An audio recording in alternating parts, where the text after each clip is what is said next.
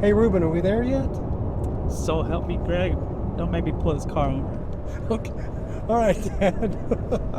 Well, Ruben, we are on the road, and you actually have a passenger with you this time. You've covered a lot of miles by yourself. Have you ever gotten lonely doing this? No. No. No, I really enjoy the time to myself. That's why I don't take anyone with me. But no, it does get lonely, but it's a lot of fun. You know, this project, I remember when you first started it back in 2022, and I don't know if you were quite sure what it was going to be, but it's really blossomed into something that viewers love to see on NewsChannel 10. Yeah, no, I had no idea what it was supposed to be. It was supposed to be me showing construction sites, going, just showing the behind the scenes, and I thought that every town has a story. If it's be called Ruben on the Road, I want to go to these towns and find those stories. And so that's what I've been trying to do. You know, the funny thing about that too is I was trying to talk you into, hey, put yourself on camera, and then with a little intro to your stories, you have your face kind of covered up, like the guy in the old TV show with Tim Allen. But you never really wanted to be on camera. That's not your deal. You're a storyteller. You're a videographer. And that was what you really wanted to do, right? Oh yeah, no. All these stories, it's more about the story I'm telling. It has nothing to do with me, and I want that story to get out, and so I try to keep myself out of it. So we go back to October of 2022. That was your first story. Do you remember what it was? It was at Kelton High School. They were actually visiting the station, and I told them we had a new segment coming up, and I would love for them to be my first story. And I go out shot plenty of awesome football games. I go out been to Kelton plenty of times, and then they said they didn't have a football team. So I'm like, well, then I don't know where Kelton is. I go, wait, would y'all want to be my first story anyway? And they said yes, and so I went out there to visit them. I know you're a very sentimental guy, but we're going to throw it back in time just a little bit and take a look at that story, all right? It's good. Well, let's roll it. 5, 4, 3, 2. Hello, welcome back to the Lion's Den. I am Isis Sparks, and I'm Emily Video. We have two things in our technology right now. We have where the kids are learning how to do digital media. They're learning how to produce, edit, and put it on live for YouTube and in a newsletter. They have to write scripts. They have to play with Adobe and put backgrounds in. We use a green screen. They also have to learn how to properly talk into a microphone. The other program that we have is CompTIA, and it will be where the kids are getting cybersecurity certifications. They can work for IT. They can go to work online after they graduate high school and work for any company that's looking for an IT person. The goal is to try to get more students here and try to get into this program because, we're a small school. And so, we're kind of extending our activities here. So for other students to come here and experience what's going on, I think that'd be great. It's important for us to offer programs that other schools may not offer. We've talked to several different people, and they have said that they did not get these programs in school. The schools did not offer them. They had to go to Amarillo College or another outside program to get the education that they wanted. So it's important for our school to be able to offer these programs to these students who would enjoy doing something in the internet world. We're just a small school. Not many people reach out. Not many people know where we are. It's just if we don't show how what we do and how we are, not many people are going to want to come in the future generations, and it's not going to be the same. We are rolling along the miles. Greg Kerr along with Ruben, and we will come right back with Ruben on the Road as we near 100,000 miles.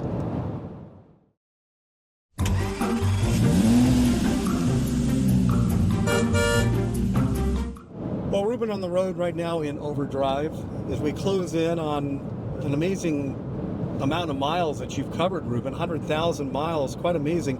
And you've covered so many stories, you've been to so many different towns around the Panhandle.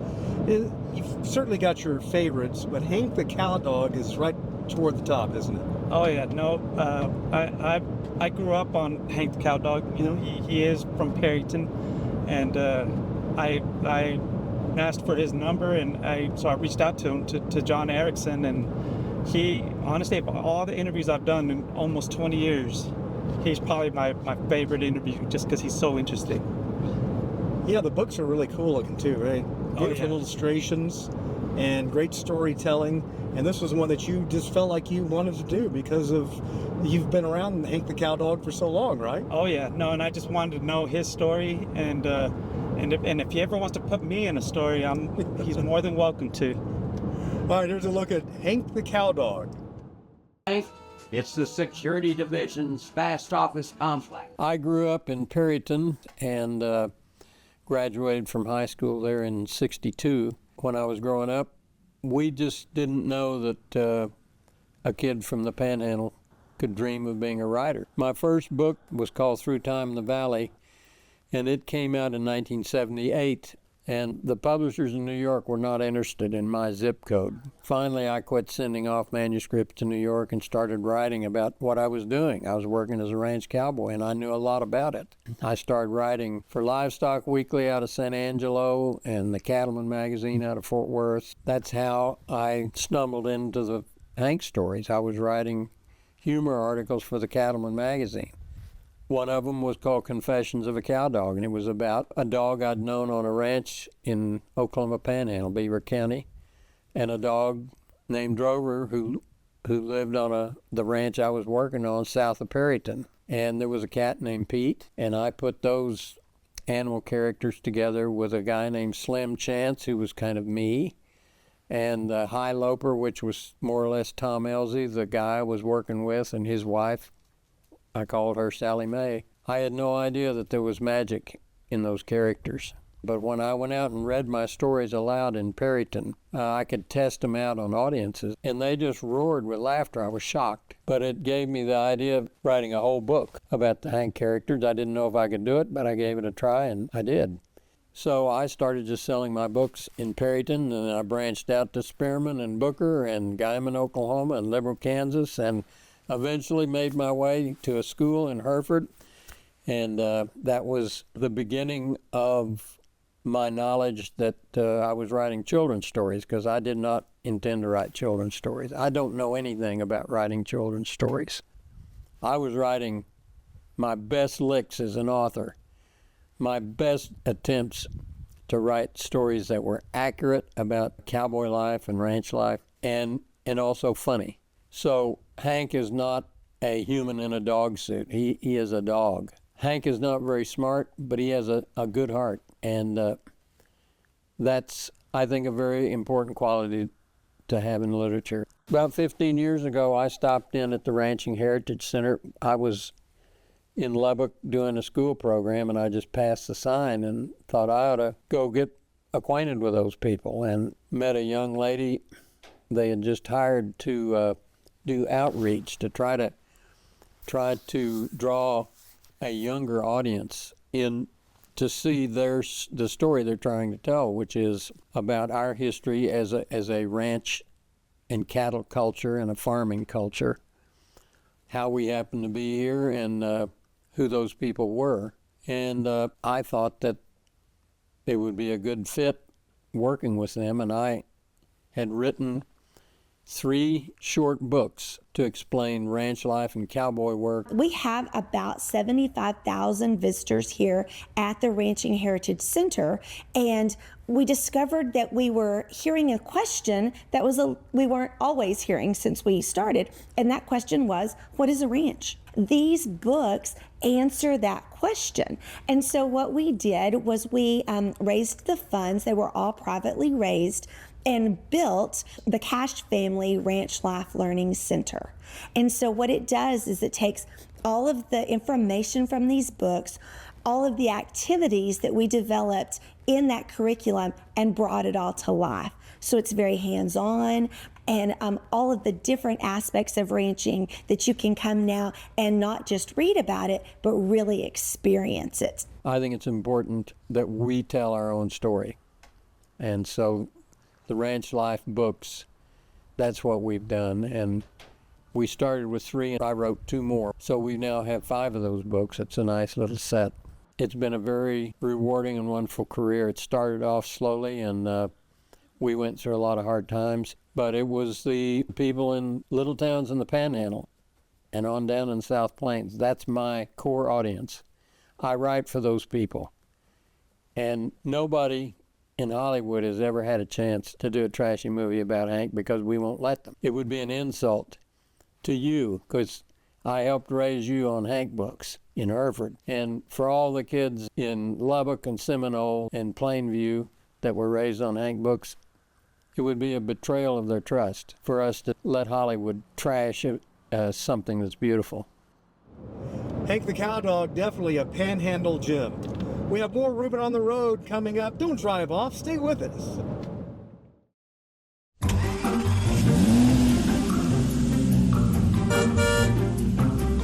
That face. We all knew Ruben on the Road would be perfect.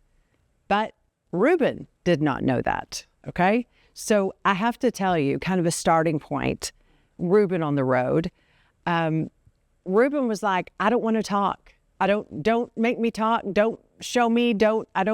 Just let me tell the stories. And we're like, you have the voice, you have the looks, you have the personality. We knew Ruben on the Road would be fabulous. And them telling me 100,000 miles later, Ruben on the Road. And here's the thing too, we hardly see Ruben in the newsroom. I mean, the newsroom is where we all gather, right? And all of our ideas. And yeah, Ruben is not like most folks. I mean, the stories just come. And I think it has a lot to do with Ruben's love for people and personality. And so starting Ruben on the Road on Second Cup, where it all started, we would have a half screen, a kind of a 2-box. I'm on one side, but Ruben would never show. He would just show the camera in the weather atlas. And you could see him going down the road and he would barely talk to us or the feedback because I was begging Ruben to talk. And I think that's what makes Ruben on the Road so special because he lets the story tell the story, right? I mean, you hear from so many cool people and I just love how Ruben lets the story tell itself. It's so good. But, he's been photogging for us for a long time and just, it's just, we knew it would work, Ruben. We knew it. So congratulations. Very, very proud of you. And I just love it so much. In fact, I really want everyone to see some of the highlights, some of the favorites. I have several. I love it when he does, things, cowboy stories, what I call them. But take a little look at some of the highlights of Ruben on the Road. Everybody knew you didn't give no lip to Big John. So the Jimmy Dean Museum really celebrates the life and legacy of Plainview's very own hometown hero, Jimmy Dean. And he was born in this area in 1928, and he stayed here for a good 16 years before he joined the Merchant Marines. Art and music enriches our lives, and I think a part of it becomes our identity. We got into Hot Rodders of Tomorrow with this 350 engine. So how it works, these guys got to tear it down in 33 minutes to qualify to go to SEMA. So we did that last year, qualified, and we went to SEMA. And we out of 16 teams, we got 11. And tool making became an obsession, and I'm still chasing perfection, and I don't know if I'll ever get there. Pride is really where it's at. I mean, you come from a small town, your back's right against the wall. Odds are against you. You have nobody looking. You got to make people watch. You got to do something to make people watch. Your hard work is really what gets their attention. My favorite part of my job is that I get to go out to schools and see these kids, and so these kids are getting to see something that they've never seen before. When I was 9 or 10, I started praying every day that I'd be good enough to be on that cover one day, and now you can say I've done 16 and I got 2 more coming up. I'll be totally honest and say I've accomplished way more in art than I ever expected to. It's just been one accomplishment after another. When I look at it, I think of freedom. I think of honor. There's respect in that. AKA Prissy, she passed away in 2019, so this is what's dedicated to her. And she loved this town. She was integral in helping kids, develop, maybe kids that have gotten in trouble, kind of get their lives back together, keep their grades up. And so basically at the end of the day, it's just saving lives and educating people about rattlesnakes and showing them that they're not as scary as we all think they are. Stories around the Panhandle, from here to here. Follow Ruben on the Road, sponsored by Stevens 5-Star Car and Truck Center, only on News Channel 10.